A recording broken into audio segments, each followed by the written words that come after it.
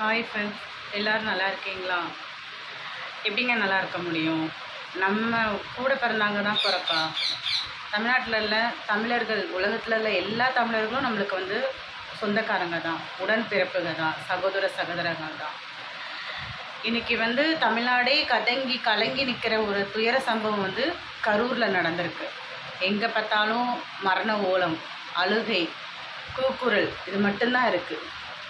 First of all நம்ம வந்து எந்த உலகத்துலங்க வாழ்கிறோம்? நம்ம எங்கே வாழ்கிறோம்? மனுஷனே அடிக்கிற காலத்தில் வாழ்கிறோம். கடவுளுடைய வருகை வந்துருச்சுங்கிறதுக்கு இதுதாங்க அடையாளம். ஏன் உன்னுடைய இனத்தையே நீ அடித்து நீ என்ன பண்ண போகிற? தமிழ்நாட்டு மக்களுக்கு பெண்களுக்கு பாதுகாப்பு இல்லைன்னு தான் பார்த்தோம். குழந்தைங்களுக்கு பாதுகாப்பு இல்லை, மகளிர்களுக்கு பாதுகாப்பு இல்லை. இன்றைக்கி மக்களுக்கே பாதுகாப்பு இல்லை. ஃபர்ஸ்ட் ஆஃப் ஆல் இதில் யார் தப்புன்னு சொன்னால் நான் வந்து ஃபஸ்ட்டு மக்களோட தப்பு. நான் என்ன சொல்கிறேன்னா, ஒருத்தவங்க வந்து ஒரு கூட்டம் நடக்கிறாங்க, அவங்கள ஃபஸ்ட்டு ஒரு மனுஷனாக பாருங்கள். டிவிக்கு தலைவரை வந்து ஒரு மனுஷனாக பாருங்கள், சரியா? உங்களுடைய அன்பு ஆதரவு யார் யாருக்குங்கிறது அது உங்களுடைய தனிப்பட்ட விருப்பம்.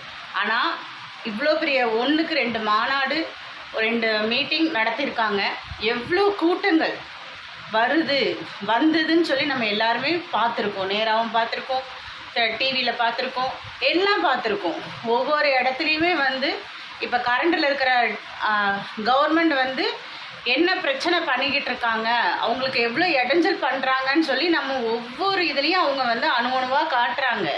அப்போது இந்த கரூர் இஷ்யூ வந்து கண்டிப்பாக பெருசானாதான் இவர் வரமாட்டார், இவனுடைய மீட்டிங்கை இதோடு நம்ம ஸ்டாப் பண்ணணும், அதுக்கு யார் செத்தாய் நம்மளுக்கு என்ன, நம்மளுக்கு எய்த்து ஒருத்தன் வரக்கூடாது. அந்த முடிவில் வந்து இப்போ கரண்டில் இருக்கிற கவர்மெண்ட் வந்து முடிச்சிட்டாங்க. அதனால் இன்றைக்கி வந்து அவங்களுடைய என்ன பிளான் பண்ணாங்களோ அதை நல்லபடியாக நடத்தி முடிச்சிட்டாங்க. மக்களே சுதாரிப்பாக இருங்க. நம்ம ஒரு அரக்கனோட ஆட்சியில் நம்ம இருக்கோம். நீங்கள் அவங்க தனிப்பட்ட விதம் யார் வரணும் போகணுங்கிறது நீங்கள் தனிப்பட்ட முறை. முதல்ல நீங்கள் இந்த மாதிரி இடத்துக்கு குழந்தைங்களை தூக்கிட்டு போனது ரொம்ப தப்பு. இந்த குழந்தைங்க, நான் பெரியவங்களை பேசலை, எல்லா உயிரும் ஒன்று தான். ஆனால் பச்சை குழந்தைங்க நம்ம எதுக்கு சாகுறோம், அரசியல்னா என்ன அப்படின்னு தெரியாத குழந்தைங்களை கொண்டு போய் கொன்னதுக்கு நம்ம தான் காரணம். நம்ம ஏன் அந்த இடத்துக்கு போகணும்? அந்த குழந்தைங்களை கொண்டு போய் ஏன் நம்ம சாகடிக்கணும்? நம்மளுக்கு டிவியில் பார்த்தா தெரியாதா? நம்ம குழந்தைங்களோடையாங்க மற்றவங்க எல்லாரும் நம்மளுக்கு முக்கியமே கிடையாதுங்க. யாருமே நம்ம பிள்ளைங்களுக்கு அடுத்து தான் மற்றவங்க எல்லாருமே. இன்றைக்கி அந்த குழந்தைங்க நம்ம ஏன் செத்தோன்னே தெரியல. பச்சை மண்ணுங்க செத்துட்டாங்க. யாரை நம்ம இதில் குறை சொல்ல முடியும்? நம்மளுக்கு தான் இழப்பு. நம்ம ஒவ்வொருத்தங்களோட வீட்டில் தான் ஒவ்வொரு உயிரும் நம்மளை விட்டு போயிருக்கு. எல்லா வயசினரும் போயிருக்காங்க. ஆனால் கரண்ட் கவர்மெண்ட் இன்றைக்கி இந்த ஆட்சி இருக்கலாம், நாளைக்கு வேறு ஆட்சி இருக்கலாம். ஆனால் போலீஸ் அவங்கள நீங்கள் வந்து மனசாட்சி அற்ற செயல் செஞ்சிட்டீங்க. மக்கள் தான் உங்களுக்கு வந்து எல்லாத்துக்கும் மேலே நீங்கள் மக்களை தான் மதிச்சிருக்கணும். நீங்கள் ஆனால் அந்த மக்களுக்கு வந்து இவ்வளோ பெரிய துரோகத்தை செஞ்சிட்டீங்க. உங்கள் வீட்லேயும் மனைவிமார், கணவர்மார், குழந்தைங்க இருக்காங்க. இந்த 39 பேரோடைய ஆத்மா, அவங்களுடைய உயிரிழப்புக்கு நீங்கள் பதில் சொல்லியே தான் ஆகணும். ஸ்டாலின் சார், நாங்கள் பகிரங்கமாக சொல்கிறோம், 2026 26 இல்லை, இன்னும் எத்தனை வருஷம் எடுத்தாலும் நீங்கள் ஆட்சிக்கு வர முடியாது. இன்னுமே எங்களை இந்த மாதிரி ஒரு அரக்க ஆளை நாங்கள் விடவே மாட்டோம். ஆனால் இந்த உயிரிழப்புக்கு காரணம் நீங்கள் மட்டும்தான்.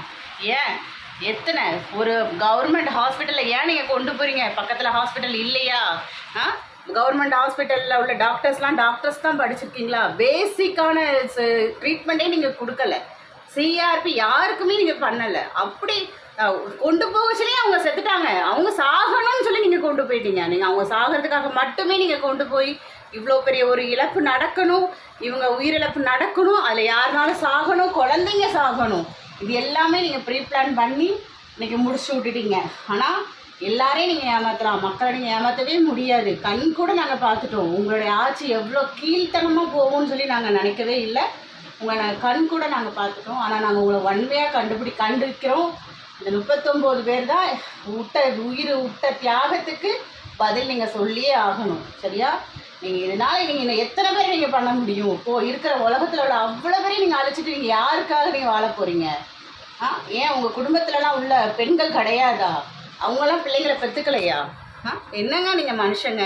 அரசியல்வாதிக்குங்க மேலே ஒரு மனுஷன் சொல்லி இருக்கீங்கல்ல, நீங்கள் மனுஷங்க தானே. உங்கள் வீட்லேயும் குழந்தைங்கள்லாம் இருக்கும்ல, அந்த பச்சை மண்ணுங்க கிடக்கிறத பார்த்தா கூட உங்களுக்கு இறக்கம் கிடையாது. அன்பில் மகேஷ் சார், அப்படி அழுது ஆக்டிங் பண்ணுறீங்களே, ஏன் உங்கள் பிள்ளைங்களை இப்படி தான் நீங்கள் கொண்டு போய் சாகடிப்பீங்களா? உங்கள் வீட்டில் பிள்ளைங்க இல்லை, இதில் வேறு நீங்கள் வந்து பள்ளி கல்வித்துறை அமைச்சர். என்ன சார், நீங்கள் வந்ததுக்கப்புறம் தான் பள்ளியில் படிக்கிற பிள்ளைங்களுக்கு பாலியல் குற்றம் எல்லாமே உங்களோட கவர்மெண்ட்டு தான். இன்றைக்கி நீங்கள் போய் ஆறுதல் சொன்னாப்புல நாங்கள் ஏற்றுக்க போகிறோமா? ரொம்ப கஷ்டம் சார், ரொம்ப ரொம்ப கஷ்டம், ரொம்ப ரொம்ப தப்பு. ஒருத்தர் நல்லது செய்து போகிறாங்கன்னா நீ நல்லது பண்ணிட்டீங்கன்னா மக்கள் உன் பக்கத்தில் நிற்போம். சரியா? நீ ஏன் இப்படி ஒரு குறுக்கு வழியில் போகிறீங்க? தமிழ்நாடு முதலமைச்சர் அவர்களே தரமாக பண்ணிட்டீங்க. நாங்கள் சினிமாவில் தான் நாங்கள் பார்த்துருக்கோம். ஆனால் இன்றைக்கி லைவ் ஷோ அவர் சினிமாக்காரன் கிடையாது, விஜய் கூத்தாடி கிடையாது, நீங்கள் தான் கூத்தாடி. இப்போ இருக்கிற கவர்மெண்ட்டு தான் கூத்தாடி.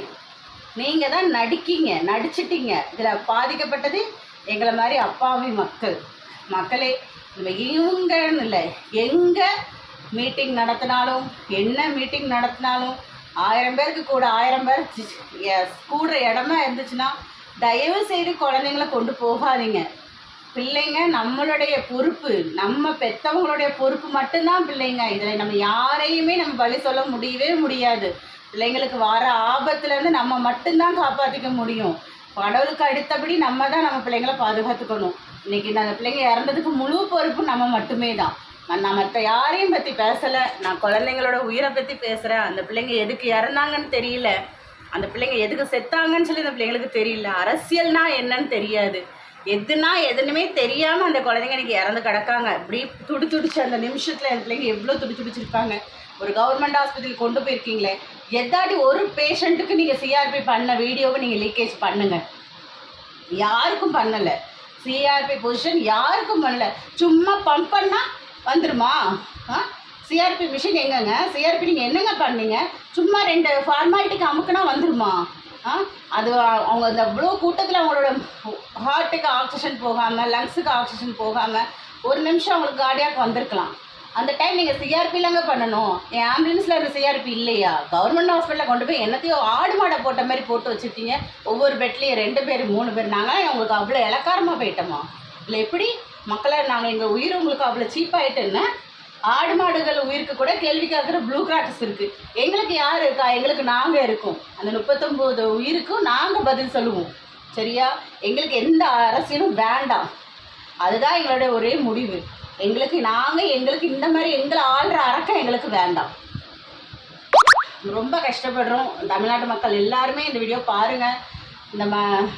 தமிழ்நாட்டு மக்கள் எல்லாருமே அந்த 39ஓட ஆத்மா நல்லபடியாக ஆறுதல் அடையிறதுக்கும் அவங்க குடும்பத்துக்கு நல்ல ஆறுதல் கொடுக்கறதுக்கும் கடவுளோட கிருபையில் நாங்கள் வேண்டிக்கிறோம். Thanks friends.